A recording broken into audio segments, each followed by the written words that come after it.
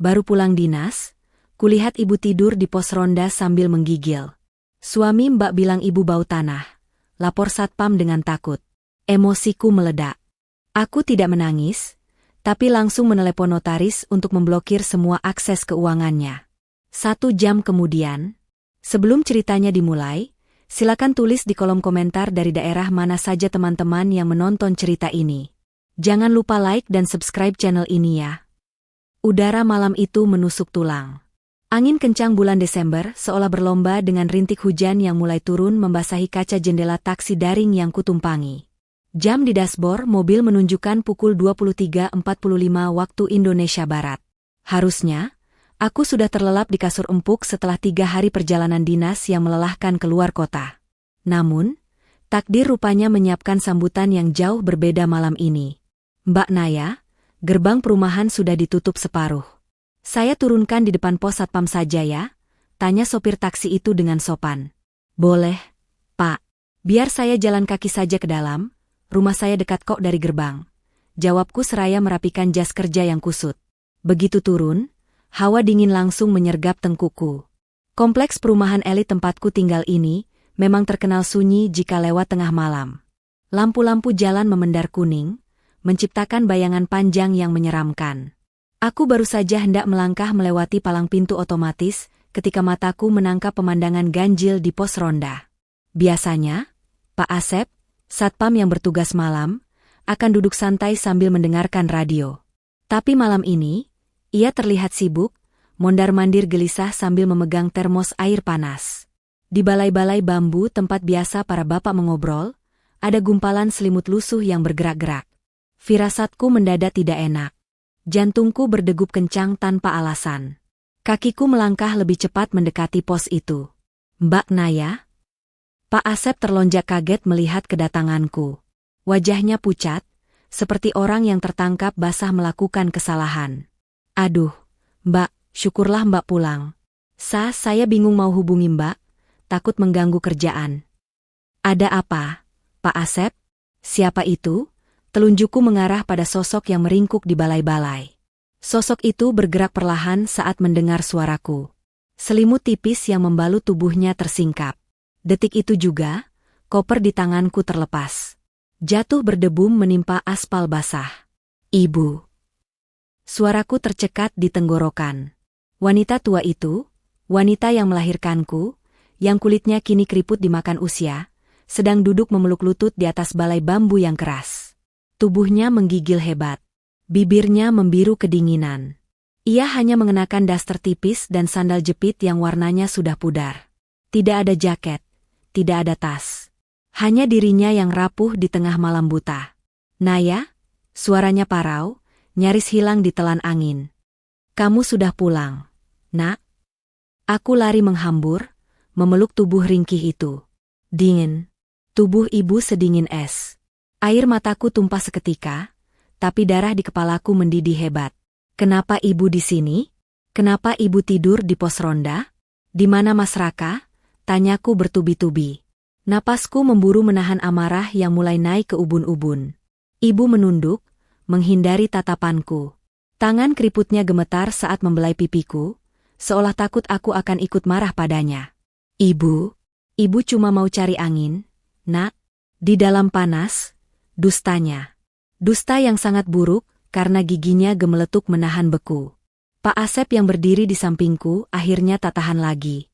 Jangan bohongi anakmu, Bu, potongnya dengan nada geram bercampur iba. Ia menatapku tajam. Mbak Naya, tadi jam 10 malam Pak Raka menyeret ibu keluar. Saya lihat sendiri. Dia bilang. Pak Asep ragu sejenak. Bilang apa? Pak, katakan. Bentakku. Pak Raka bilang, ibu bau tanah. Bikin rumah bau apek.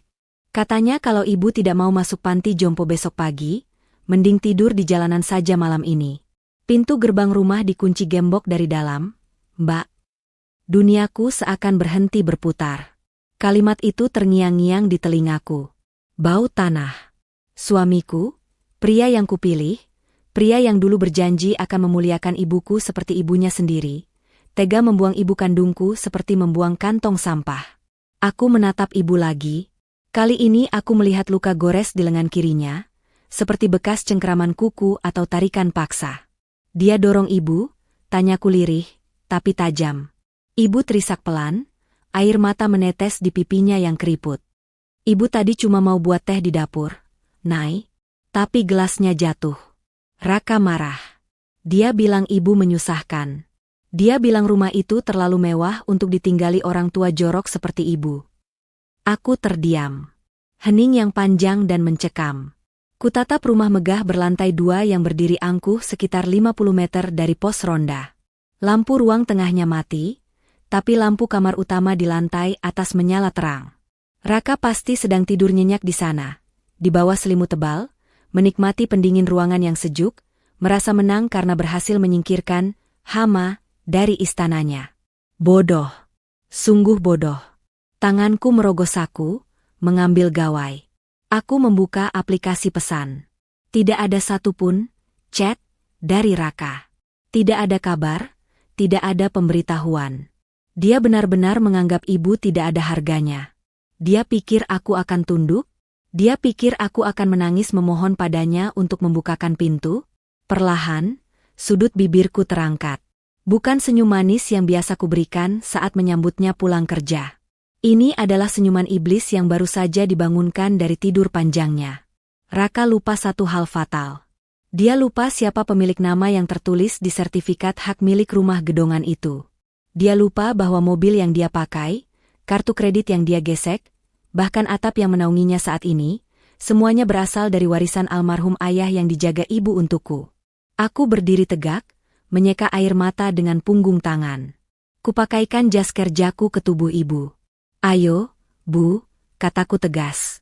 Mau kemana, Nay? Kita pulang? Jangan, Nak. Nanti Raka marah lagi. Biar ibu di sini saja sampai pagi. Ibu menahan tanganku dengan wajah ketakutan. Aku menggeleng pelan, lalu menatap lurus ke arah jendela kamar Raka yang bersinar redup di kejauhan. Kita tidak akan pulang ke rumah itu malam ini, Bu.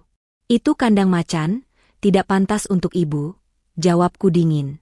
Aku menoleh pada Pak Asep. Pak, tolong pesankan taksi lagi sekarang. Saya bawa ibu ke hotel. Tapi, Mbak. Dan Pak Asep, potongku sambil menatap matanya dalam-dalam. Bapak lihat kejadian tadi? Bapak saksinya? Iya, Mbak. Jelas sekali. Bagus. Simpan kesaksian Bapak. Karena besok pagi, saya akan buat laki-laki di rumah itu mengerti arti kata menjijikan yang sebenarnya. Kutatap kembali rumah mewah itu. Di sanalah suamiku sedang bermimpi indah, tanpa sadar bahwa malam ini adalah malam terakhir dia bisa tidur nyenyak di bawah atap rumahku. Taksi yang dipesan Pak Asep melaju membelah keheningan malam Jakarta yang mulai menyusut. Di kursi belakang, ibu tertidur pulas dengan kepala bersandar di pundakku. Napasnya masih terdengar berat, sesekali terbatu kecil, namun genggaman tangannya pada ujung jas kerjaku tak mau lepas sedetik pun. Hotel bintang 5 yang kutuju memang tidak terlalu jauh. Tapi bagiku, perjalanan ini terasa seperti melintasi lorong waktu yang penuh duri. Aku menatap wajah ibu dalam remang lampu jalan yang menerobos masuk lewat kaca jendela. Wajah yang dulu begitu tegar saat membesarkanku seorang diri setelah ayah meninggal, kini tampak begitu rapuh. Kerutan di dahinya seolah menyimpan ribuan cerita sedih yang tak pernah ia bagi. Dan malam ini, suamiku sendiri yang menambah goresan luka paling dalam di sana. Maafkan Naya, Bu, bisikku lirih, nyaris tanpa suara. Naya salah pilih orang. Sesampainya di hotel, aku memesan kamar suite terbaik. Resepsionis sempat menatap kami dengan heran. Aku dengan wajah sembab dan koper besar, memapah wanita tua berdaster lusuh yang berbalut jas kebesaran. Tapi aku tak peduli. Kartu debit platinum yang kuserahkan membuat mereka bungkam dan melayani dengan sigap. Setelah memastikan ibu tidur nyaman di kasur yang jauh lebih empuk daripada balai bambu pos ronda, aku melangkah ke balkon kamar. Angin malam di lantai 20 ini jauh lebih dingin, tapi tak sedingin hatiku saat ini. Aku mengeluarkan gawai dari saku. Jariku dengan cepat membuka aplikasi CCTV yang terhubung ke rumah. Dulu, Raka yang memintaku memasang kamera ini dengan alasan keamanan. Biar aku bisa pantau kalau ada maling saat kita kerja, katanya waktu itu. Ironis. Dia tidak sadar bahwa maling yang sebenarnya ada di dalam rumah itu sendiri, dan alat yang dia minta pasang kini berbalik menjadi senjata makan tuan. Aku memutar ulang rekaman pukul 22.15 waktu Indonesia Barat. Di layar kecil itu, terlihat jelas adegan yang membuat darahku mendidih. Raka, dengan wajah merah padam, menunjuk-nunjuk pecahan gelas di lantai dapur. Mulutnya komat-kamit. Meski tanpa suara, aku bisa membaca gerak bibirnya yang kasar. Lalu, ia mencengkeram lengan kiri ibu. Ibu mencoba menahan diri di meja makan, memohon, tapi tenaga Raka jauh lebih besar. Pria itu menyeret ibu keluar lewat pintu samping, melewati garasi, hingga ke gerbang depan. Dan yang paling menyakitkan, setelah mendorong ibu keluar pagar dan menggemboknya, Raka berjalan kembali ke dalam rumah sambil menepuk-nepuk tangannya, seolah baru saja membuang debu kotor. Dia bahkan sempat berhenti di depan kulkas, mengambil sebotol air dingin, dan meminumnya dengan santai. Tidak ada penyesalan. Tidak ada rasa bersalah. Biadab, desisku. Tanganku gemetar bukan karena takut, tapi karena menahan amarah yang meluap-luap. Aku menekan tombol, simpan. Video ini tidak akan kuhapus. Ini adalah peluruku. Tiba-tiba, gawai di tanganku bergetar panjang. Sebuah panggilan masuk. Nama di layar, Mas Raka Hati Merah 2. Jantungku berdegup kencang. Emoji hati merah di belakang namanya kini terlihat seperti lelucon yang menjijikkan. Aku membiarkan gawai itu bergetar terus di telapak tanganku, menatapnya dengan tatapan kosong. 5 kali getaran, 10 kali, hingga akhirnya layar kembali gelap. Namun, sedetik kemudian, sebuah pesan, chat, masuk. Mas Raka Hati Merah 2. Sayang, kamu jadi pulang malam ini? Kok belum sampai? Aku khawatir. Aku tertawa kecil. Tawa yang hambar. Khawatir? Dia khawatir aku pulang dan menemukan ibuku tidak ada di kamarnya? Atau dia khawatir aku melihat kebusukannya? Belum sempat aku membalas, pesan kedua masuk. Mas Raka Hati Merah 2. Oh iya, tadi ibu bilang mau nginep di rumah Tante Sari. Katanya kangen sama adiknya. Udah aku pesankan taksi kok. Dia kelihatan senang banget. Jadi kamu jangan kaget kalau pas sampai rumah ibu nggak ada ya. Darahku serasa berhenti mengalir. Kebohongan itu meluncur begitu mulus. Tante Sari? Tante Sari sudah meninggal 2 tahun lalu. Apa Raka lupa? Atau dia memang sebodoh itu karena terlalu panik mengarang cerita? Dia pikir aku akan percaya begitu saja bahwa ibu pergi mengunjungi adiknya yang sudah di liang lahat tengah malam begini? Aku menarik napas panjang, mengisi paru-paruku dengan udara malam yang dingin. Raka sedang menggali kuburannya sendiri, dan dia baru saja menyodorkan skopnya padaku. Jika aku melabraknya sekarang, dia akan menyangkal.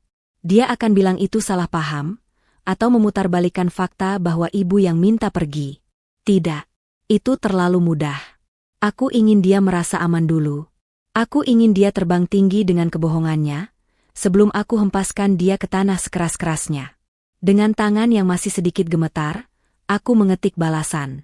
Bukan dengan amarah, tapi dengan racun yang terbungkus madu. Aku. Oh ya? Syukurlah kalau ibu senang. Iya mas, aku masih terjebak macet di tol. Mungkin aku nginep di hotel dekat bandara saja malam ini, capek banget kalau harus nyetir sampai rumah. Besok pagi aku langsung ke kantor. Kamu tidur ya, sayang. Love you. Send. Aku melihat statusnya berubah menjadi tipping, lalu berhenti. Lalu tipping lagi. Dia pasti lega setengah mati. Dia pikir dia berhasil menipuku. Dia pikir dia punya waktu 1 hari lagi untuk membersihkan jejak atau menyusun alibi yang lebih rapi. Mas Raka Hati Merah 2. Oke sayang, istirahat yang cukup ya. Love you too.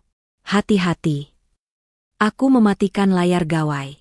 Di dalam kamar, ibu bergerak gelisah dalam tidurnya, merancau memanggil namaku. Aku masuk, menyelimutinya kembali, dan mengecup keningnya yang hangat. Tidur yang nyenyak. Bu, bisikku di telinganya. Besok, kita tidak akan jadi korban lagi. Mulai besok, kita yang pegang kendali. Malam ini, biarlah Raka tidur nyenyak dalam kemenangan semuanya. Karena begitu matahari terbit, aku akan memulai permainan ini. Dan aku pastikan, Dia tidak akan tahu apa yang menghantamnya sampai semuanya terlambat. Pagi itu, sinar matahari menerobos masuk lewat celah tirai hotel yang tebal, membangunkan aku dari tidur yang tak nyenyak. Jam menunjukkan pukul 7.30. Aku menoleh ke samping, ranjang ibu sudah kosong. Kepanikan sempat menyergap sesaat, sebelum aku mendengar suara air mengalir dari kamar mandi. Syukurlah. Aku bangkit dan menyalakan gawai. Ada 3 panggilan tak terjawab dari Raka dan rentetan pesan, chat, yang bernada manis berlebihan. Mas Raka hati merah 2, pukul 6.15 sedih. Pagi sayang. Udah bangun? Sarapan apa? Mas Raka hati merah 2, pukul 6.45 sedih. Nanti malam aku mau ajak teman-teman kantor main ke rumah ya, mumpung ibu lagi nggak ada. Boleh kan? Sekalian syukuran promosi jabatanku yang tertunda itu. Mataku menyipit membaca pesan terakhir. Mumpung ibu lagi nggak ada. Kalimat itu sungguh menusuk. Raka bahkan tidak menunggu 24 jam untuk merayakan kebebasannya dari kehadiran mertuanya sendiri. Promosi jabatan? Jabatan yang ia dapatkan karena koneksi dari paman ayahku yang ia manfaatkan habis-habisan? Naya? Ibu keluar dari kamar mandi, wajahnya masih pucat namun terlihat lebih tenang dibanding semalam. Ia sudah mengenakan pakaian ganti yang kubelikan lewat layanan pesan antar subuh tadi. Kita mau kemana hari ini? Nak, ibu nggak mau pulang kalau ada Raka. Aku tersenyum menenangkan, membimbing ibu duduk di sofa. Kita nggak pulang hari ini, Bu. Naya sudah izin kantor. Hari ini kita belanja. Belanja? Iya. Kita ambil kembali apa yang punya kita, tapi pelan-pelan, jawabku sambil membuka laptop kerjaku. Target pertamaku bukan Raka secara fisik, tapi napasnya. Keuangan. Selama ini, Raka memegang kartu tambahan, supplementary card, dari kartu kredit utamaku dengan limit yang sangat besar, hampir menyentuh angka ratusan juta. Awalnya kuberikan untuk keperluan darurat rumah tangga dan biaya berobat ibu jika aku sedang dinas. Tapi belakangan, tagihannya sering membengkak untuk hal-hal yang ia sebut entertain klien. Aku login ke mobile banking. Mataku membelalak melihat mutasi transaksi tadi malam. Pukul 23.30 WIB, Star Lounge Bar, Rp5.500.000. Pukul 00.45 WIB, Minimarket 24H, pembelian token listrik rokok Rp500.000. Jadi, setelah mengusir ibu kedinginan di pos ronda, dia pergi ke lounge, minum-minum merayakan kemenangan. Darahku mendidih lagi, tapi logikaku bekerja cepat. Aku tidak langsung memblokir kartunya. Itu terlalu mencolok. Raka akan curiga. Aku melakukan sesuatu yang lebih halus. Aku menurunkan limit transaksi hariannya menjadi Rp50.000 melalui aplikasi. Cukup untuk beli bensin eceran atau rokok ketengan, tapi akan membuatnya malu setengah mati jika dia mencoba mentraktir teman-temannya nanti malam. Naya, itu siapa yang telepon? Tegur ibu membuyarkan fokusku. Gawaiku berdering lagi. Raka. Aku mengatur napas, mengubah ekspresi wajah seolah-olah aku sedang bahagia, lalu mengangkat telepon itu. Halo, Mas. Pagi. Sapaku dengan nada ceria yang kubuat-buat. Akting terbaikku dimulai. Halo, sayang. Duh, aku telepon dari tadi nggak diangkat. Kamu di mana sekarang? Suara Raka terdengar renyah, tanpa beban dosa. Masih di hotel bandara, Mas. Ini baru mau siap-siap ke kantor cabang sebentar, ada urusan mendadak. Kamu gimana? Ibu. Ibu udah ngabarin belum dari rumah Tante Sari? Pancingku. Ada jeda hening sejenak. Aku bisa membayangkan dia sedang mencari alasan. Belum sih. Mungkin ibu lupa bawa HP, atau baterainya habis. Kan kamu tahu ibu gimana? Nanti biar aku yang coba hubungi lagi. Pembohong. Ponsel ibu ada di tas kerjaku sekarang. Oh, ya sudah. Soal teman-teman kantor kamu mau datang nanti malam, boleh banget kok, Mas. Sekalian aja pesen catering yang enak. Kasihan kalau cuma disuguhi gorengan, kataku antusias. Serius boleh? Wah, makasih ya sayang. Kamu emang istri terbaik. Nanti aku pesen buffet premium deh. Kamu pulang jam berapa? Aku usahakan pulang sebelum acara mulai, tapi kalau telat, kamu mulai aja duluan ya. Jangan kecewain teman-teman kamu. Have fun, Mas. Siap. Love you, Nay. Klik. Sambungan terputus. Istri terbaik. Gumamku sinis pada layar gawai. Nikmati pujian itu selagi bisa, Mas. Siang harinya, aku membawa ibu ke notaris kepercayaan keluarga kami, Pak Haryo. Kantornya berada di ruko tua yang tenang. Pak Haryo adalah sahabat almarhum ayah yang memegang salinan semua aset keluarga, termasuk sertifikat rumah yang kini ditempati Raka. Loh, Naya? Bu Widya? Pak Haryo terkejut melihat kondisi ibu yang tampak lemah. Ada apa ini? Tumben datang tanpa janji. Pak Haryo, aku meletakkan map berisi fotokopi KTP dan kartu keluarga di meja. Saya butuh bantuan Bapak. Saya mau tarik semua surat kuasa yang pernah saya berikan ke Raka untuk mengurus aset-aset ibu. Dan saya mau pastikan, sertifikat rumah di Cilanda itu posisinya aman di brankas Bapak, kan? Pak Haryo mengangguk, mulai menangkap gelagat serius dari nadaku. Aman, Nay. Asli ada di brankas bank. Salinannya ada di sini. Kenapa? Raka bermasalah. Aku menatap ibu yang duduk diam memilin ujung bajunya. Lebih dari bermasalah, Pak. Dia sudah melewati batas. Aku menceritakan kejadian semalam secara singkat. Wajah tua Pak Haryo memerah menahan marah. Kurang ajar. Anak itu tidak tahu diri. Pak Haryo menggebrak meja pelan. Tenang saja, Nay. Secara hukum, rumah itu 100% milik ibumu yang diwariskan kepadamu nanti. Raka tidak punya hak sepeser pun. Bahkan dalam hitungan Gonogini, itu aset bawaan. Saya akan siapkan berkas pengusiran atau pembatalan hak tinggal jika kamu butuh. Siapkan saja, Pak. Tapi jangan keluarkan dulu. Saya butuh timing yang pas. Malam pun tiba. Jam menunjukkan pukul 19 waktu Indonesia Barat. Aku masih belum pulang. Aku sengaja memarkir mobil di sebuah kafe di seberang kompleks perumahan kami, memantau dari jauh. Rumahku terlihat terang benderang. Deretan mobil dan motor mulai memenuhi carport dan bahu jalan. Teman-teman Raka sudah datang. Musik terdengar samar-samar. Pesta pora dimulai. Gawaiku bergetar. Notifikasi dari aplikasi bank.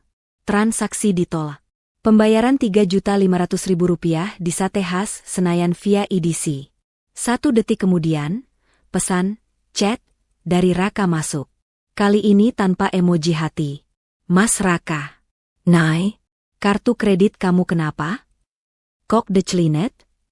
Aku lagi mau bayar DP catering nih, orangnya udah di depan. Aku tersenyum miring sambil menyeruput latte dinginku. Waduh, masa sih Mas? Mungkin limitnya habis atau sistem bank lagi error.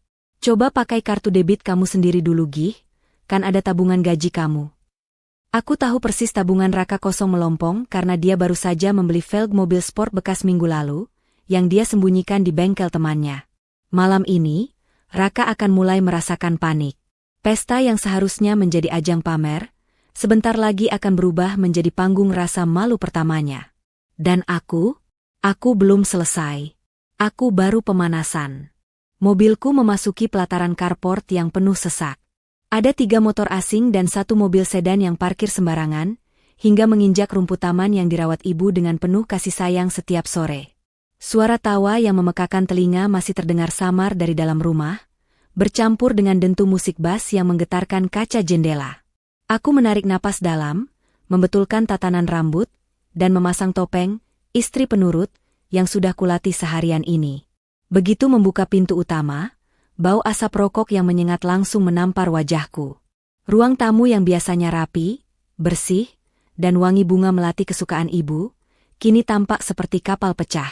Puntung rokok berserakan di lantai marmer, kaleng minuman menggelinding di bawah sofa, dan remah-remah keripik mengotori karpet bulu mahal yang kubeli bulan lalu. Bu Bos sudah pulang. Seru salah satu teman Raka, pria bertubuh gempal yang wajahnya sudah merah padam karena mabuk. Raka muncul dari arah dapur. Wajahnya masam. Begitu melihatku, ia tidak menyambut dengan pelukan atau kecupan, melainkan dengan omelan. Kamu kemana saja sih? Nai? Ditelepon susah. Sergahnya di depan teman-temannya. Ia menarik lenganku kasar, membawaku menjauh ke arah tangga. Tadi aku malu banget tahu nggak? Kartu kamu error. Masa cuma buat bayar 3 juta saja ditolak? Terpaksa aku pinjam uang kasbon kantor lewat si Dodi. Aku memasang wajah kaget yang meyakinkan. Astaga, Mas. Maaf banget. Tadi sinyal di daerah bandara memang jelek. Mungkin sistem banknya sedang pemeliharaan. Nanti aku telepon orang banknya deh. Terus sekarang teman-temanmu sudah makan? Sudah, pesan nasi kotak biasa akhirnya. Gengsi aku turun gara-gara kamu, gerutunya sambil menyalakan rokok lagi di dalam rumah. Padahal, ia tahu aku punya asma ringan. Maaf ya, Mas, ucapku lirih, menahan gejolak jijik yang merambat di dada. Oh ya, Ibu gimana? Masih betah di rumah Tante Sari? Raka terdiam sejenak, menghembuskan asap rokok ke udara. Matanya tidak berani menatapku. Betah. Tadi aku telepon, katanya mau nginep seminggu. Udahlah, nggak usah mikirin ibu. Dia senang kok di sana. Lagian di sini kan lagi ramai, ibu pasti pusing kalau dengar musik. Bohong. Kamu bahkan tidak tahu ibu ada di mana, Raka. Teman-teman Raka mulai pamit satu persatu sekitar pukul 11 malam, meninggalkan rumah dalam keadaan yang lebih mirip tempat pembuangan sampah akhir. Raka tidak berniat membantu membereskan. Ia justru berjalan menuju kamar ibu di lantai bawah. Nai, sini deh, panggilnya dari ambang pintu kamar ibu. Aku melangkah mendekat. Jantungku mencelos melihat pemandangan di dalam sana. Kamar ibu sudah berantakan. Spray kasurnya ditarik paksa hingga terlepas. Lemari pakaiannya terbuka lebar dengan baju-baju batik kesayangan ibu yang berserakan di lantai. Di sudut ruangan, ada 2 kantong plastik hitam besar, kantong sampah. Mas, ini kenapa? Kok baju ibu dikeluarin? Tanyaku, suaraku bergetar. Kali ini aku tidak perlu berakting. Rasa sakit melihat barang-barang ibu diperlakukan seperti sampah benar-benar nyata. Raka menendang pelan tumpukan baju itu dengan kakinya. Mumpung ibu lagi nggak ada seminggu, aku mau rombak kamar ini. Sempit, sumpek, bau balsem orang tua. Nggak level sama rumah kita yang modern. Nai? Rombak? Maksudnya? Aku mau jadikan ini ruang gaming dan santai. Nanti kita pasang sofa kulit, TV besar, sama meja biliar mini. Kan asyik kalau teman-temanku main lagi. Ucapnya dengan mata berbinar, seolah ide itu adalah ide paling brilian sedunia. Besok tukang mulai datang buat kelupas tembok. Lusa kita mulai ngecat ulang. Aku udah pesan warna abu-abu gelap biar maskulin. Terus, ibu tidur di mana kalau pulang nanti? Raka mendengus, seolah pertanyaan itu sangat bodoh. Gampang. Gudang belakang kan kosong. Kasih kasur lipat juga cukup. Lagian ibu kan cuma numpang tidur. Seharian juga dia di dapur atau teras. Ngapain dikasih kamar utama di lantai bawah? Buang-buang tempat strategis. Tanganku mengepal di samping tubuh, hingga kuku menancap ke telapak tangan. Gudang belakang? Gudang yang lembab, tanpa ventilasi, dan sering dilewati tikus itu? Dia mau menempatkan ibu, pemilik sah rumah ini, di sana? Barang-barang ibu ini mau dikemanakan? Tanyaku lagi, berusaha menjaga nada suaraku tetap datar. Masukin kresek aja, taruh gudang. Kalau ada yang jelek, bakar aja atau kasih pemulung. Kayak mukena lusuh ini nih. Raka memungut mukena putih ibu yang sudah agak kekuningan tapi selalu wangi karena ibu rajin mencucinya. Dengan enteng, ia melempar mukena suci itu masuk ke dalam kantong sampah hitam. Bikin semak pemandangan. Darahku mendidih sampai ke ubun-ubun. Rasanya ingin sekali aku mengambil vas bunga di meja rias ibu dan menghantamkannya ke kepala Raka saat itu juga. Tapi tidak.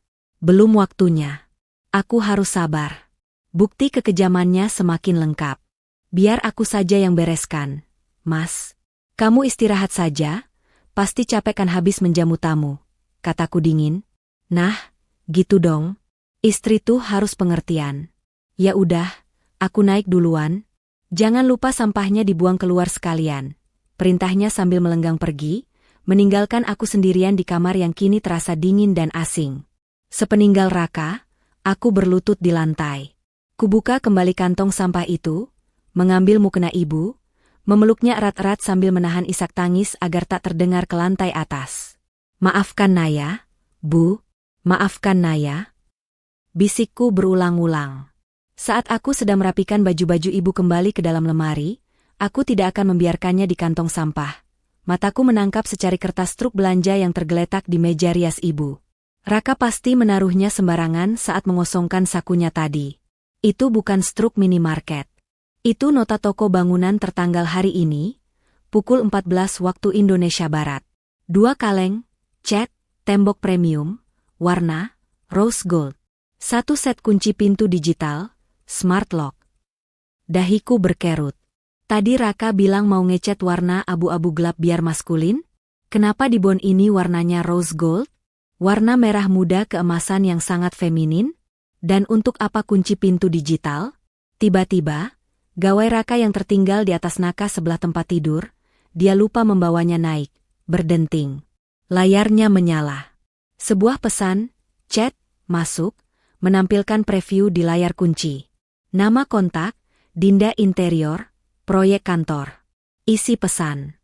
"Mas, besok jadikan chat kamarnya? Aku udah gak sabar pengen lihat kamar baru kita."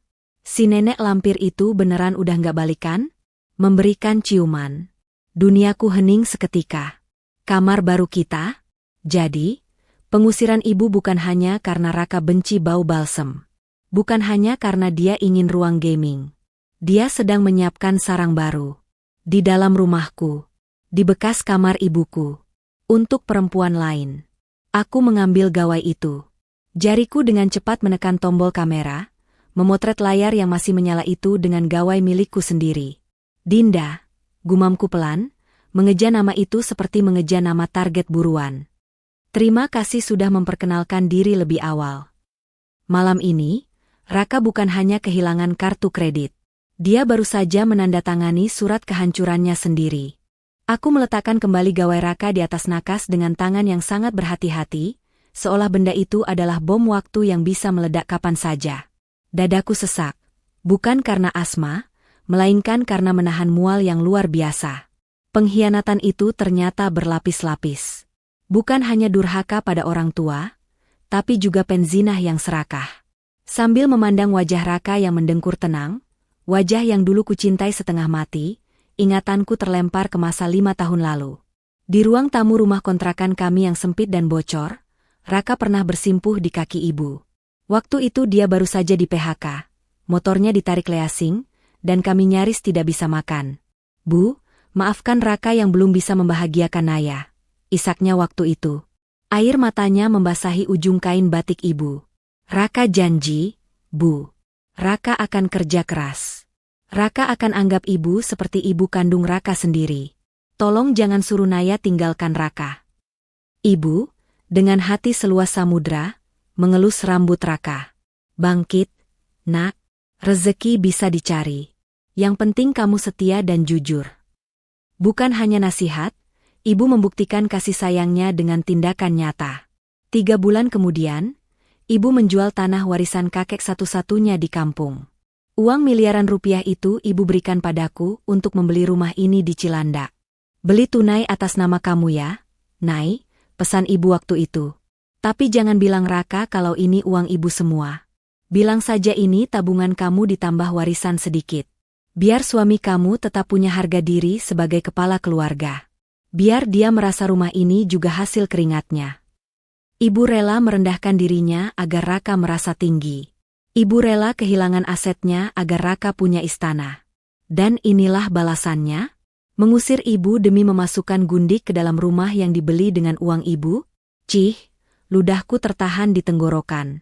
Aku beranjak dari sisi tempat tidur. Raka masih pulas, mungkin efek alkohol semalam. Aku bergerak tanpa suara menuju lemari pakaian kami. Di bagian paling bawah, tertutup tumpukan baju dingin, ada brankas kecil. Aku memutar kombinasi angka. Raka tidak pernah tahu kombinasi ini. Dia terlalu malas menghafal angka dan menyerahkan semua urusan dokumen penting padaku. Klik. Pintu brankas terbuka. Dengan cekatan namun senyap, aku mulai menguras isinya. Kotak perhiasan emas milik ibu yang disimpannya di sini, agar aman, perhiasan pernikahanku, BPKB mobil SUV yang dipakai Raka sehari-hari, tentu saja atas namaku, dan paspor kami. Aku memasukkan semuanya ke dalam tas kerja yang besok akan kubawa keluar. Aku hanya menyisakan satu dokumen di sana, salinan sertifikat rumah yang sudah kadaluarsa fotokopinya. Biarkan dia merasa aman melihat kertas itu masih ada. Pukul 6 pagi. Aku sudah rapi dengan setelan kantor, duduk di meja makan sambil menyesap teh hangat. Raka turun dengan wajah bantal, menggaruk kepalanya yang berantakan. Pagi, sayang, sapanya dengan suara serak. Dia melirik ke arah dapur, mungkin refleks mencari sosok ibu yang biasanya sudah sibuk memasak nasi goreng kesukaannya, lalu dia sadar ibu sudah dibuang. Senyum tipis terbit di bibirnya. Senyum lega. Pagi, Mas. Mau kopi? Tawarku datar. Boleh. Nai, hari ini tukang cat jadi datang ya? Aku mau pantau sebentar sebelum ke kantor. Kamu berangkat jam berapa? Sebentar lagi. Oh ya, Mas. Aku menatapnya tajam tepat di manik mata. Kamu jadi cat warna abu-abu gelap? Yakin bagus buat ruangan sekecil itu? Raka tampak gugup sesaat, matanya berkedip cepat. Iya dong. Abu-abu itu elegan, minimalis. Kenapa emangnya? Nggak apa-apa. Cuma tanya. Tiba-tiba, bel rumah berbunyi nyaring. Siapa pagi-pagi begini? Raka terlihat panik. Dia buru-buru merapikan kaos oblongnya. Biar aku aja yang buka. Mungkin tukang catnya. Dia setengah berlari menuju pintu utama. Aku mengikutinya perlahan dari belakang. Langkahku tenang, seperti singa yang mengintai mangsa yang sudah terperangkap. Begitu pintu terbuka, suara perempuan yang manja dan melengking terdengar jelas. Pagi, Mas Raka. Aku bawain contoh warna catnya nih. Sama aku bawa sarapan bubur ayam, lapar kan? Di ambang pintu, berdiri seorang wanita muda dengan pakaian blus ketat dan celana kulot, rambutnya dicat pirang kemerahan. Dia menenteng paper bag dan beberapa kaleng cat kecil. Wajahnya berseri-seri menatap Raka, sampai matanya menangkap sosokku yang berdiri di belakang punggung suamiku. Senyum wanita itu luntur seketika. Raka mematung. Wajahnya pucat pasi, lebih putih dari tembok di sampingnya. Dia menoleh patah-patah ke arahku, lalu ke arah wanita itu, lalu kembali padaku. Mulutnya membuka tutup seperti ikan mas koki kekurangan oksigen. Dinda, panggilku tenang, membaca nama yang terbordir di saku kemeja kerjanya. Jadi ini konsultan interior, proyek kantor, yang kamu maksud, Mas? Aku melangkah maju, melewati Raka yang masih membeku, dan mengulurkan tangan pada wanita itu sambil tersenyum. Senyum yang sangat, sangat manis. Halo, saya Naya. Istri Raka, sekaligus pemilik rumah yang mau kamu renovasi. Silakan masuk, kita sarapan bubur bareng. Kebetulan ibu saya sudah tidak ada, jadi ada satu kursi kosong di meja makan. Wanita bernama Dinda itu menelan ludah, terlihat bingung antara harus lari atau menyalami tanganku. Sementara Raka, aku bisa melihat keringat dingin sebesar biji jagung mulai menetes di pelipisnya. Permainan dimulai, Dinda. Selamat datang di nerakaku. Suasana di meja makan pagi itu lebih dingin daripada kamar mayat.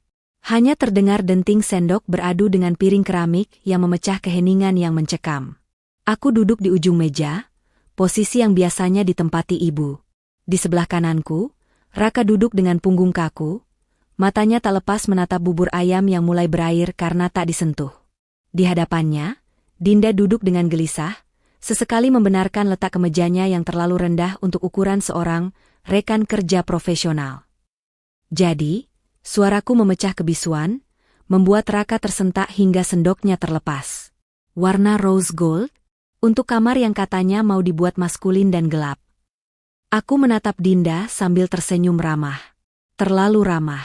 Dinda berdehem, mencoba terdengar profesional meski suaranya bergetar. Iya, Bu Naya. Itu tren terbaru. Namanya industrial chic.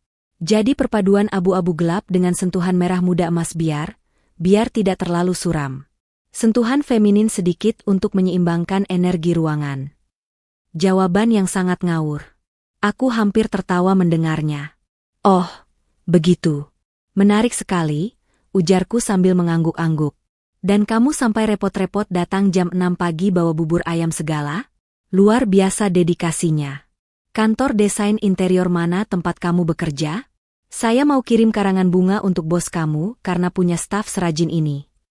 Raka buru-buru memotong, dia freelance, Nay. Lepas. Nggak terikat kantor. Ya kan, Din? Raka menendang kaki Dinda di bawah meja. Aku melihat bahu wanita itu tersentak.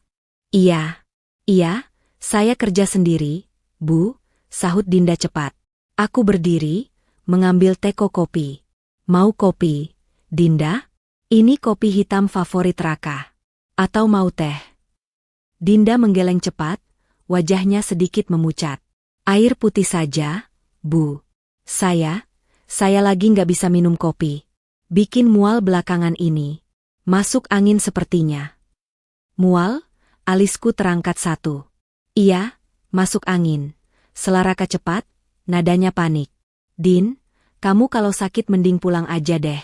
Nanti kita bahas desainnya lewat chat aja. Kasihan Naya baru pulang dinas, butuh istirahat. Nggak enak ada tamu. Pengusiran halus. Raka takut Dinda bicara makin banyak dan membongkar aib mereka.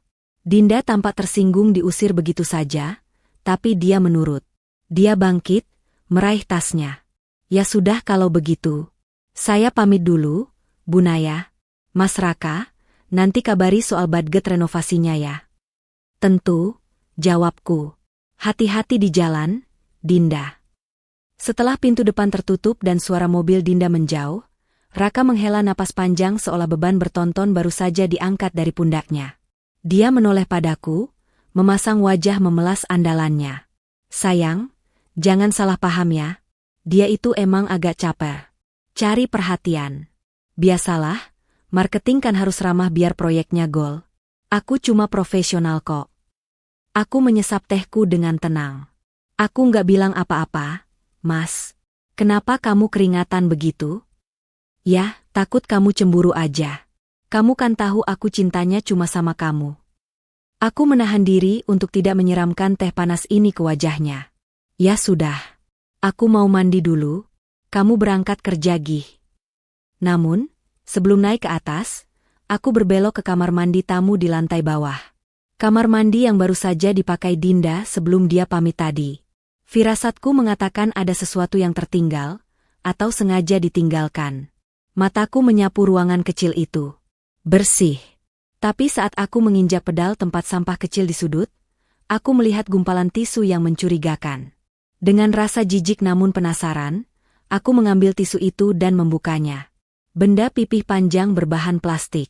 Ada 2 garis merah tegas di sana. Alat tes kehamilan. Positif. Duniaku berputar kencang. Mual, Dinda bilang tadi, tidak bisa minum kopi, masuk angin. Ternyata bukan hanya kamar ibu yang hendak mereka rebut. Mereka sedang mempersiapkan sarang untuk anak haram mereka. Pengusiran ibu bukan spontanitas emosi Raka semata. Itu adalah rencana matang. Mereka butuh kamar di lantai bawah, agar Dinda tidak perlu naik turun tangga saat hamil besar nanti. Bajingan. Aku meremas alat tes itu, membungkusnya kembali dengan tisu tebal, dan memasukkannya ke saku celana. Ini bukan sekadar bukti perselingkuhan. Ini adalah bom nuklir. Saat aku keluar dari kamar mandi, Raka sedang berdiri di ruang tengah sambil menelepon seseorang. Wajahnya tampak sumringah. Iya, MA. Tenang aja, pokoknya beres. Nanti malam datang ya sama bapak. Sama tante-tante juga. Raka mau kasih kejutan? Iya, syukuran kecil-kecilan lah. Dia menutup telepon saat melihatku. Siapa, Mas? Tanyaku datar. Mama telepon. Raka tampak ragu sejenak, lalu mendekatiku sambil memijat bahuku. Nay, gini. Sebenarnya nanti malam aku undang mama, bapak, sama keluarga besarku ke sini.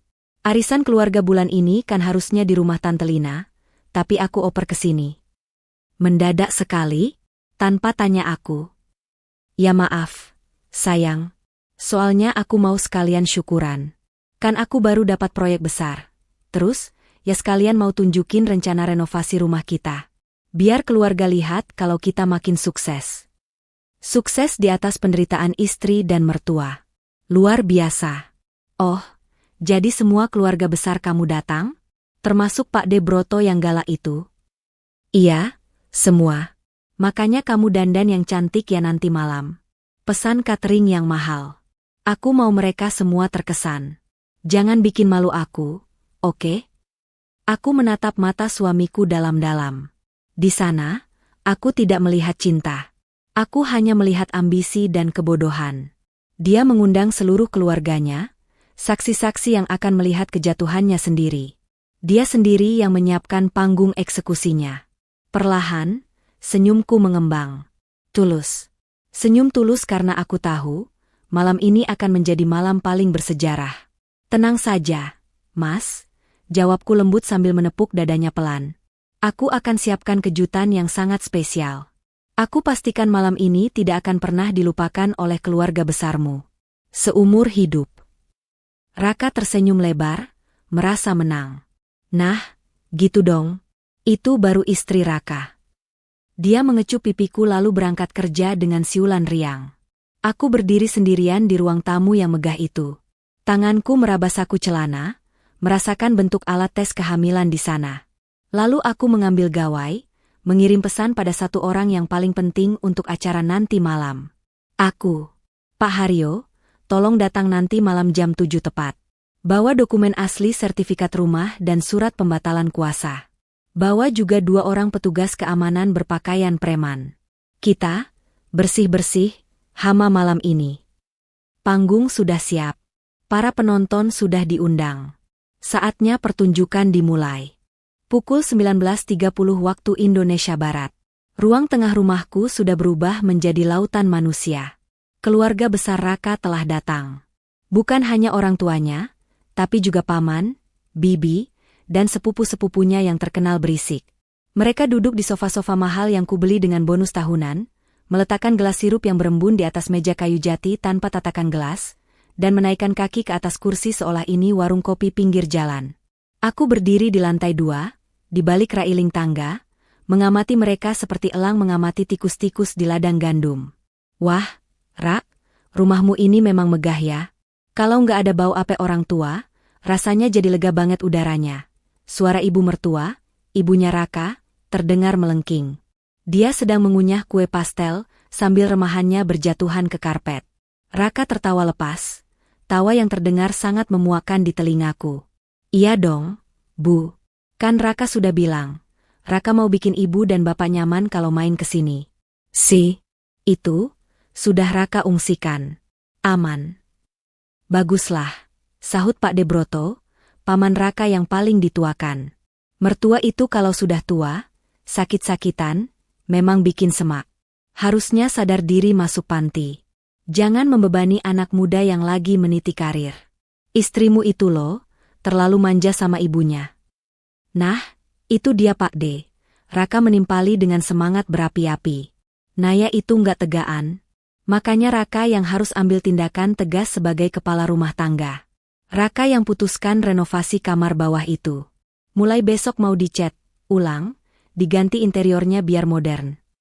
Hebat kamu, Rak. Laki-laki itu harus begitu. Jangan di bawah ketiak istri, puji bapak mertua sambil menepuk bahu Raka bangga. Tanganku mencengkeram pegangan tangga, hingga buku-buku jariku memutih. Di bawah ketiak istri, mereka lupa kalau nasi yang mereka makan, kursi yang mereka duduki, dan atap yang melindungi kepala mereka saat ini adalah milik istri yang mereka bicarakan. Sudah cukup. Aku mengatur napas, memasang senyum paling anggun, lalu menuruni tangga dengan langkah perlahan namun pasti. Gaun hitam selutut yang kupakai malam ini, membuatku terlihat kontras dengan keramaian norak di bawah. Selamat malam, Bapak, Ibu, dan saudara-saudara semua, sapaku ramah. Suaraku tenang, tapi cukup lantang untuk menghentikan percakapan mereka. Semua mata tertuju padaku.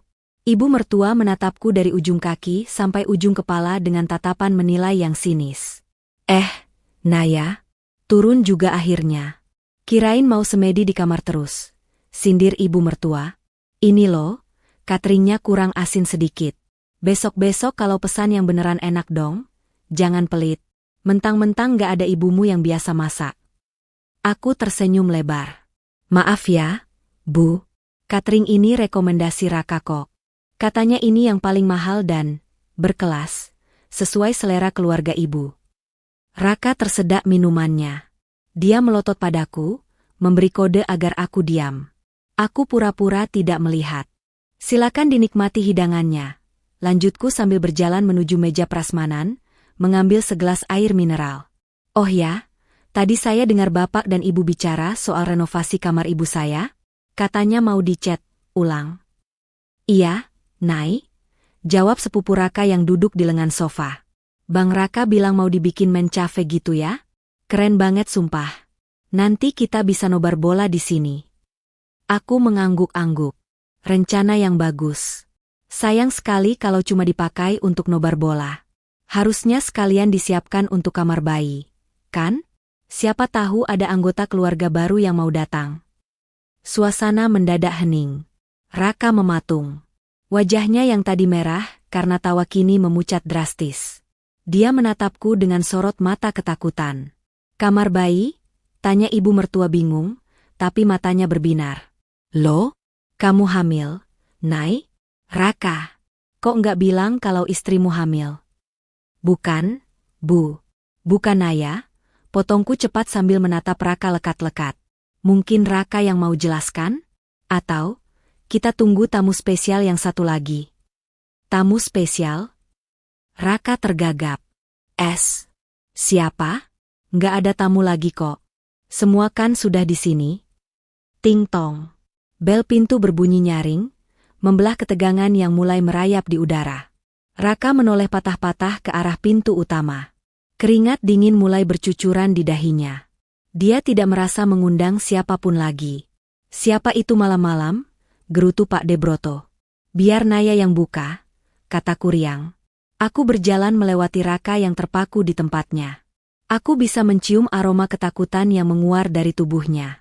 Aku membuka pintu utama lebar-lebar. Di sana, berdiri Dinda.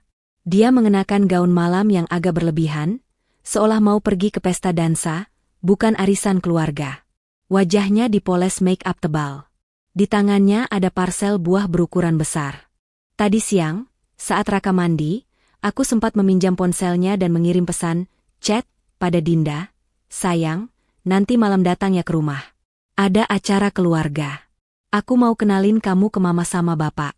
Dandan yang cantik. Ini momen kita. Lalu aku menghapus pesan itu. Dinda mengira ini adalah momen proklamasi hubungan mereka. Dia tidak tahu dia sedang berjalan masuk ke kandang singa. Selamat malam, sapa Dinda dengan percaya diri, lalu matanya menangkap sosokku. Senyumnya sedikit goyah, tapi dia tetap menegakkan dagu. Saya diundang Mas Raka.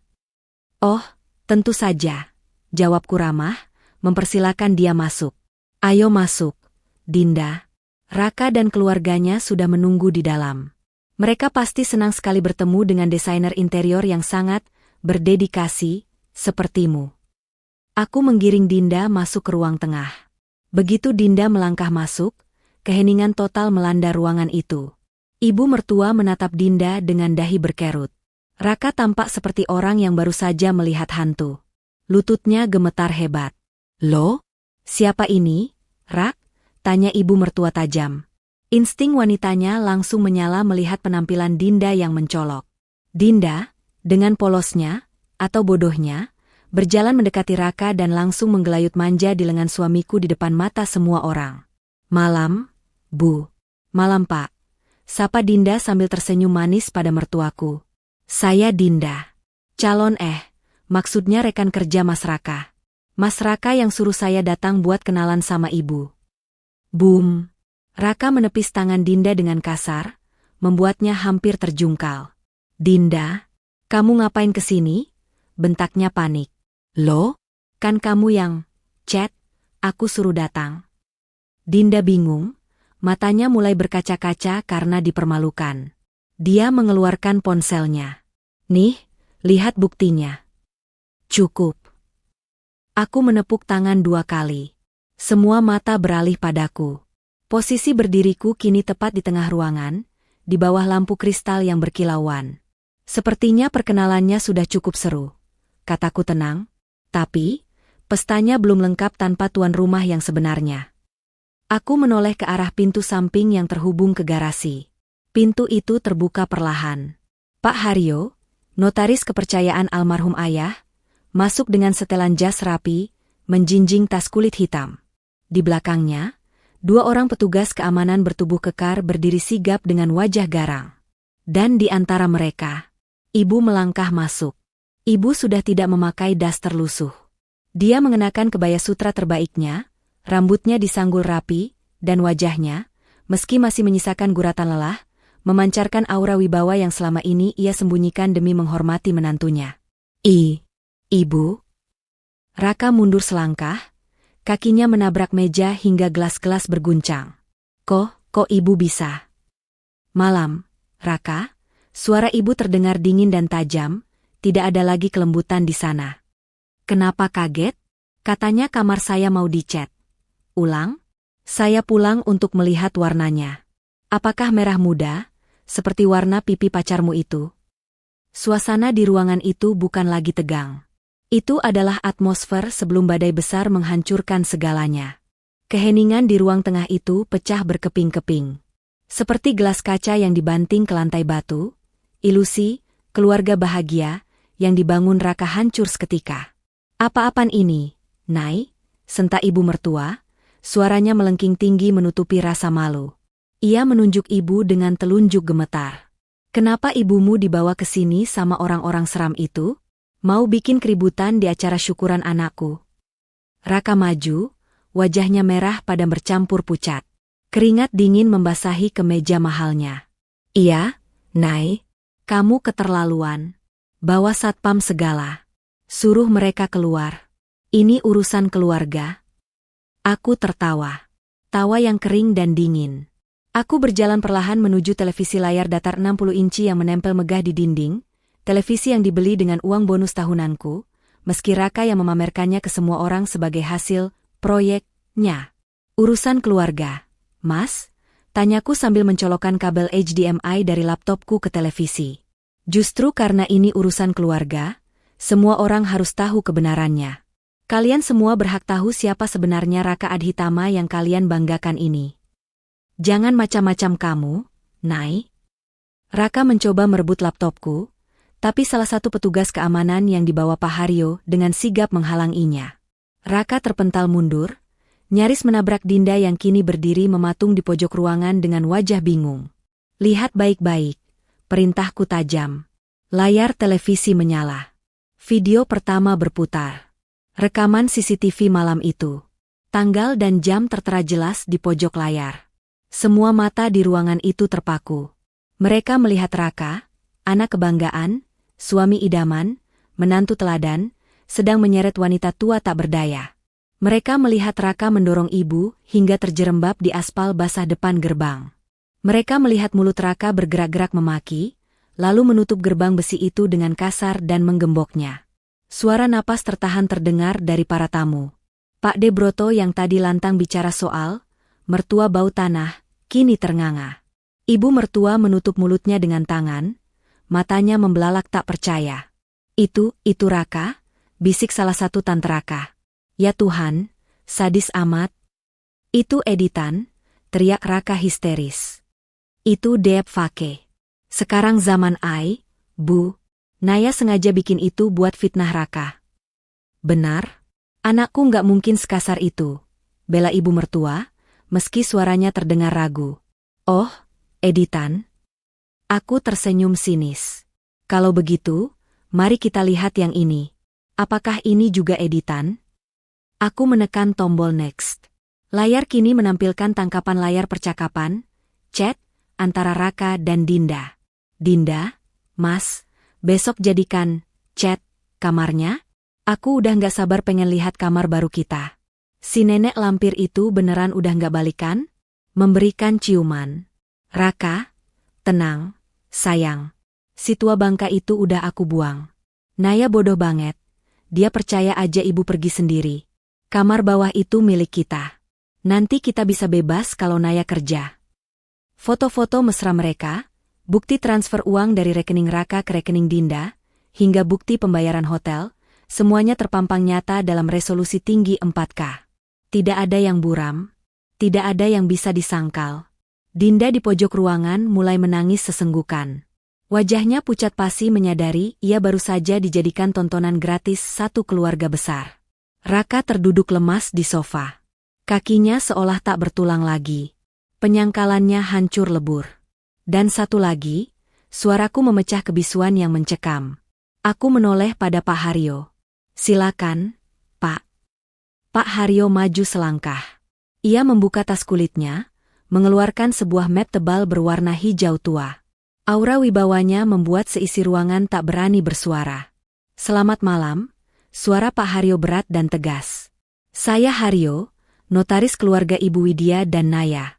Saya di sini untuk meluruskan status kepemilikan aset yang kita injak saat ini. Ia mengangkat sebuah sertifikat tanah bersampul hijau. Sertifikat hak milik nomor 1024. Luas tanah 350 meter persegi. Lokasi, Cilanda. Pemegang hak, Naya Arasati, hibah mutlak dari Ibu Widya. Pak Haryo menatap Raka yang kini menunduk dalam. Saudara Raka, selama ini Anda mengaku kepada keluarga Anda bahwa rumah ini Anda beli tunai dari hasil bisnis batubara? Bahwa Ibu Widya hanya menumpang? Keluarga Raka saling berpandangan. Bisik-bisik mulai terdengar riuh. Loh, bukannya Raka bilang ini rumah dia? Katanya mertuanya yang numpang hidup. Jadi selama ini Raka bohong? Faktanya, lanjut Pak Haryo lantang, saudara Raka tidak memiliki kontribusi 1 rupiah pun atas properti ini. Bahkan, mobil Pajero yang terparkir di depan, motor sport di garasi, semua BPKB-nya atas nama Naya Arasati. Pak Haryo mengeluarkan satu dokumen lagi. Sebuah surat bermeterai. Dan ini adalah surat pencabutan kuasa. Mulai detik ini, saudara Raka tidak lagi memiliki akses terhadap aset apapun milik klien saya. Dan berdasarkan bukti CCTV kekerasan dalam rumah tangga serta penelantaran lansia yang baru saja kita saksikan, Naya berhak mengajukan gugatan cerai sekaligus pidana. Aku melangkah maju, berdiri tepat di hadapan ibu mertua yang kini terduduk lemas, seperti onggokan daging tak bernyawa. Jadi, Bu, ucapku pelan namun menusuk. Siapa sebenarnya yang parasit di sini? Siapa yang bau sampah? Ibu saya yang membelikan rumah ini, atau anak ibu yang berlagak kaya pakai uang istrinya lalu mengusir pemilik rumah yang asli? Ibu mertua tidak bisa menjawab. Wajahnya merah pada menahan malu yang tak tertahankan. Harga dirinya yang setinggi langit runtuh seketika di depan kerabat-kerabatnya sendiri. Aku berbalik menatap Raka. Tatapan kami bertemu. Dulu aku melihat cinta di mata itu. Kini aku hanya melihat ketakutan seorang pengecut yang tertangkap basah. Pestanya selesai, Mas, bisikku dingin. Dan kamu lupa satu hal. Rumah ini punya aturan. Tamu yang tidak diundang, atau hama yang mengganggu, harus dibasmi. Aku menunjuk pintu keluar yang terbuka lebar.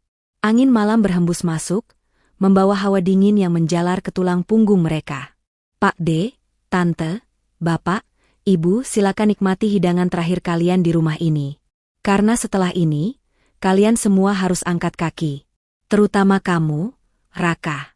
Dan bawa gundikmu itu sekalian. Raka mendongak, matanya memerah. Kamu mengusir suamimu sendiri? Di depan keluargaku? Di mana hati nuranimu, Nay? Hati nuraniku? Aku tersenyum miring, menunjuk layar TV yang masih menampilkan foto ibu meringkuk di pos ronda. Sudah mati kedinginan di pos ronda kemarin malam. Suasana di ruang tengah itu bukan lagi panas, melainkan meledak.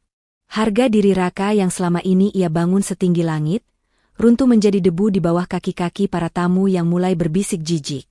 Dasar penipu, seru Pak Debroto, orang pertama yang berdiri. Wajah tuanya merah padam. Kamu bilang ke keluarga besar kalau kamu sukses.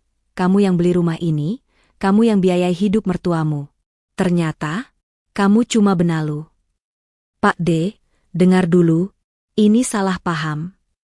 Raka mencoba meraih tangan pamannya, tapi ditepis kasar.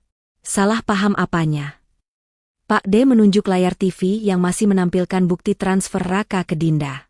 Uang istrimu kamu pakai buat main perempuan. Sementara ibunya kamu buang ke pos ronda? Malu-maluin keluarga adhitama kamu, Ra? Ibu mertua, yang biasanya paling lantang membela anak emasnya, kini hanya bisa menunduk sambil menangis. Bukan tangisan sedih, tapi tangisan malu. Tatapan mencemooh dari saudara-saudaranya membuat ia tak sanggup mengangkat wajah. Di tengah kekacauan itu, Dinda, sang pelakor yang tadi begitu percaya diri, mulai mundur perlahan menuju pintu. Ia menyadari satu hal fatal, Raka bukan pangeran berkuda putih. Raka hanyalah kuda tunggangan yang kakinya sudah patah. Mau kemana, Dinda? Tegurku lantang. Suaraku membelah keributan. Langkah Dinda terhenti. Semua mata kini beralih padanya. Urusan kita belum selesai, kataku sambil berjalan mendekatinya. Tanganku merogoh saku celana, mengeluarkan bungkusan tisu berisi alat tes kehamilan yang kutemukan pagi tadi. Aku melempar benda itu tepat ke dada bidang Raka. Benda plastik itu memantul dan jatuh berkelotak di lantai marmer. Apa ini? Tanya Raka bingung, matanya nanar. Cek sendiri, jawabku dingin. Hasil karya kalian. Kamu mau bikin kamar bayi di bekas kamar ibuku, kan? Selamat, Mas. Doamu terkabul. Dinda hamil. Ruangan itu meledak lagi. Ibu mertua menjerit histeris. Apa? Hamil? Raka, kamu menghamili perempuan ini? Raka memungut alat tes itu dengan tangan gemetar. 2 garis merah. Wajahnya yang pucat kini berubah menjadi abu-abu. Ia menatap Dinda dengan tatapan horor. Din, kamu beneran? Iya, Mas. Seru Dinda putus asa, air matanya mulai tumpah. Aku hamil anak kamu. Kamu janji mau nikahin aku kalau Naya sudah kamu ceraikan.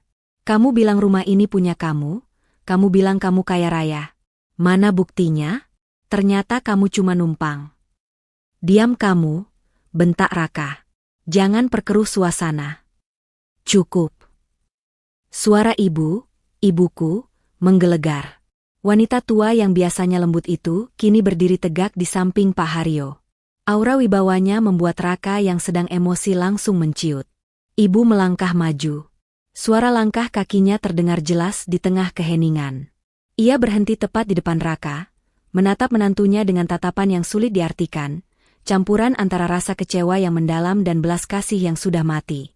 Raka, ucap ibu pelan.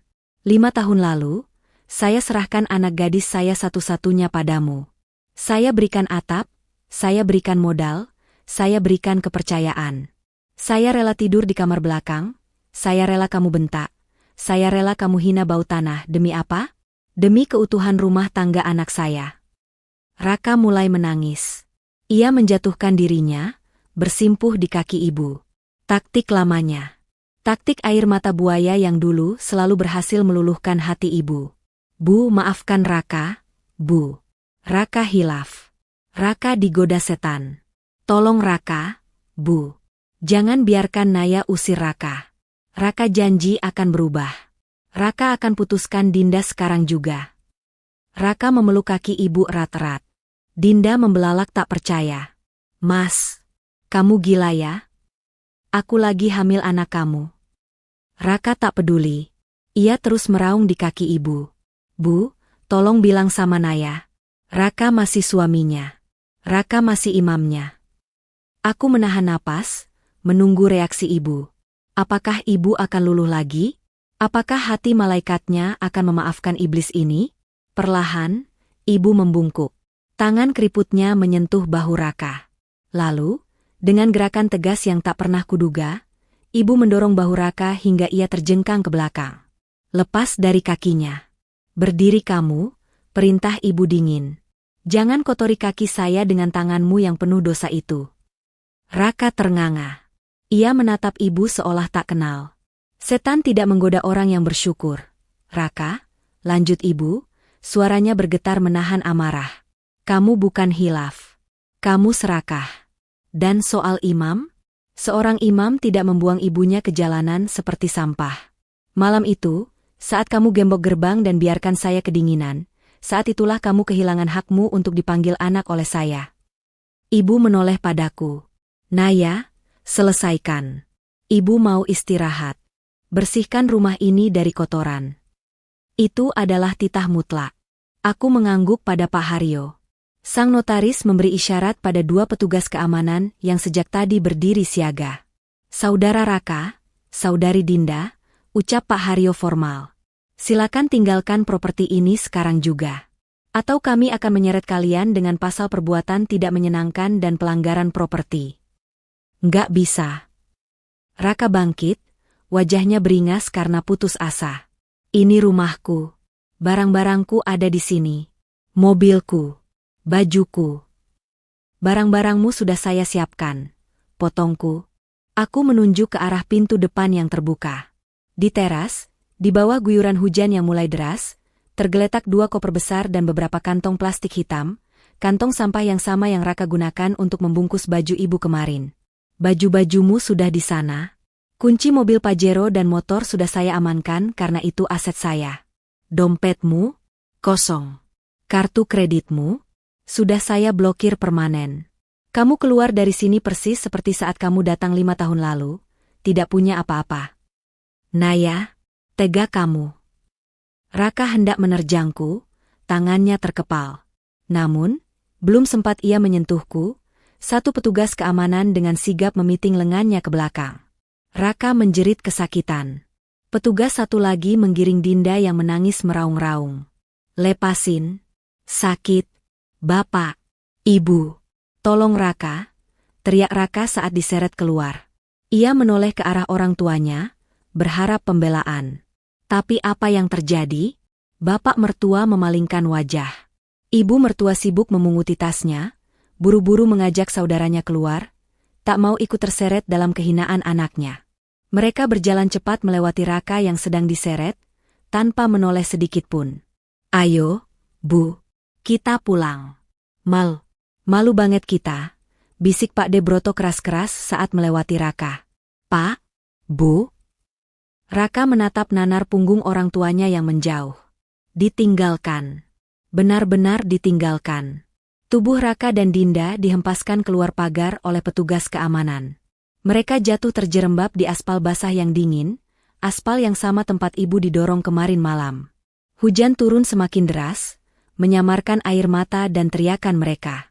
Pak Asep, satpam kompleks yang menjadi saksi kunci, berdiri di pos ronda dengan tatapan puas. Ia tidak membukakan payung.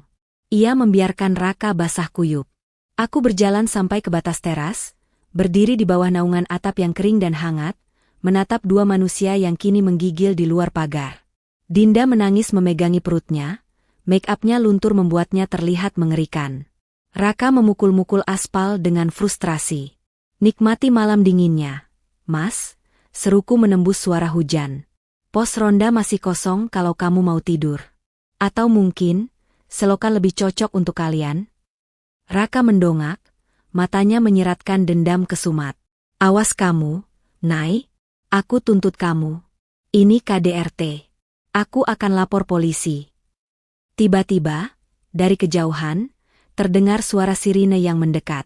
Raungan khas mobil patroli polisi memecah keheningan malam, disusul dengan cahaya biru merah yang memantul di dinding-dinding basah perumahan. Senyumku melebar. Aku melambaikan tangan pelan. Tidak perlu repot-repot lapor. Mas, teriakku. Aku sudah panggilkan mereka untukmu. Ingat, Chat, kamu ke temanmu soal menggelapkan dana investor untuk renovasi rumah? Pak Haryo ternyata kenal dengan investor yang kamu tipu itu. Selamat menikmati Hotel Prodeo. Wajah Raka yang sudah pucat, kini menjadi putih mayat. Dia tidak hanya kehilangan rumah dan keluarga. Malam ini, dia kehilangan kebebasannya. Dan tepat saat mobil polisi berbelok masuk ke jalan depan rumah kami, gawai Raka yang tergeletak di aspal, terlempar dari sakunya saat diseret, menyala. Sebuah notifikasi berita daring muncul di layarnya yang retak. Judul, viral. Video pengusaha muda usir ibu kandung demi pelakor. Netizen murka. Aku sudah mengunggah rekaman CCTV itu 1 jam yang lalu.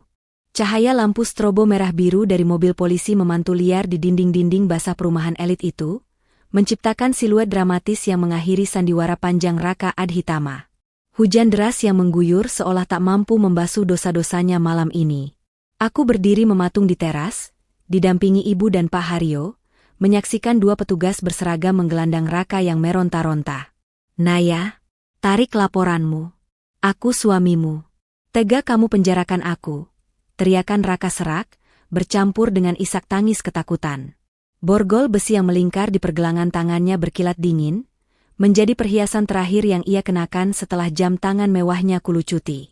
Aku tak menjawab. Hanya menatapnya datar, seolah ia adalah orang asing yang tak pernah kukenal. Di sisi lain, Dinda duduk bersimpuh di aspal, basah kuyup seperti tikus selokan. Ia tidak ditahan, tapi nasibnya mungkin lebih buruk. Ia hamil anak dari seorang tersangka penggelapan dana yang bangkrut dan dibenci seluruh keluarga. Saat mobil polisi membawa Raka pergi, Dinda menatap lampu belakang mobil itu dengan pandangan kosong. Mimpinya menjadi nyonya besar di rumah mewah ini musnah, berganti dengan bayangan masa depan suram, membesarkan anak sendirian dengan stigma pelakor yang akan melekat selamanya. "Ayo masuk, Bu," ajakku lembut, merangkul bahu ibu. Di luar dingin. Udaranya sudah bersih sekarang. Ibu mengangguk pelan. Sebelum berbalik, ia sempat menatap bekas tempat Raka diseret tadi. Semoga penjara bisa mengajarkannya cara menjadi manusia. "Nak," bisiknya lirih. 6 bulan kemudian. Sinar matahari pagi yang hangat menerobos masuk lewat jendela kaca yang terbuka lebar.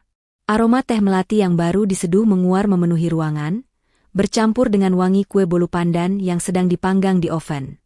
Tidak ada lagi jejak Raka di rumah ini. Dinding yang dulu rencananya mau dicat warna rose gold norak itu kini kembali bersih dengan warna krem lembut kesukaan ibu. Kamar bawah, yang sempat jadi sumber malapetaka, sudah direnovasi total. Bukan menjadi gudang, dan bukan menjadi kamar bayi haram. Aku menyulapnya menjadi ruang baca dan sholat yang nyaman untuk ibu, lengkap dengan kursi pijat elektrik yang kubeli dari uang ganti rugi yang tersisa di rekening Raka sebelum dibekukan. Aku duduk di teras belakang, menyesap teh sambil membaca dokumen yang baru saja diantar kurir. Akta cerai. Ketukan palu hakim minggu lalu resmi memutus ikatan pernikahanku dengan Raka.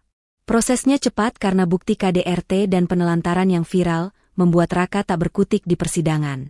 Dia divonis 4 tahun penjara atas kasus penggelapan dana, ditambah hukuman sosial yang jauh lebih berat. Seluruh Indonesia tahu wajahnya sebagai anak durhaka viral. Gawaiku bergetar.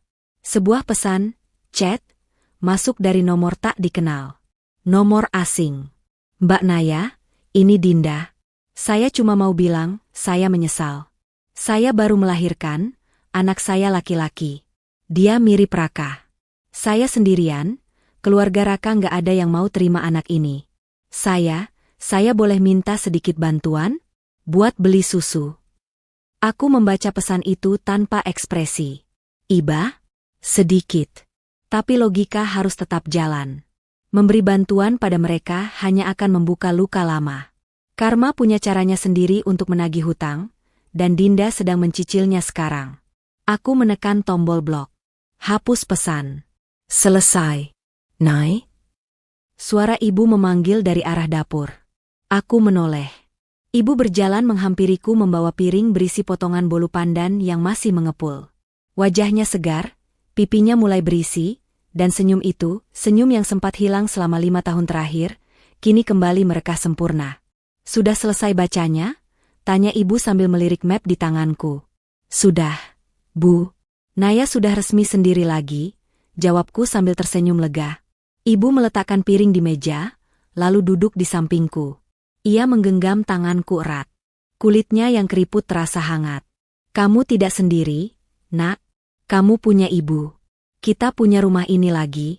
Dan yang paling penting, kamu punya harga dirimu kembali," ucap ibu bijak. "Iya, Bu. Maafkan Naya ya, sempat membiarkan ibu menderita demi laki-laki itu." Ibu menggeleng cepat. "Itu pelajaran hidup, Nay. Mahal memang bayarannya. Tapi lihat sisi baiknya. Sekarang kita tahu mana kaca, mana berlian. Raka itu cuma kaca yang pecah, melukai kalau digenggam. Sekarang kamu bebas mencari berlianmu, atau menjadi berlian itu sendiri. Angin sepau-sepau menggoyangkan daun pohon mangga di taman. Suasana begitu damai.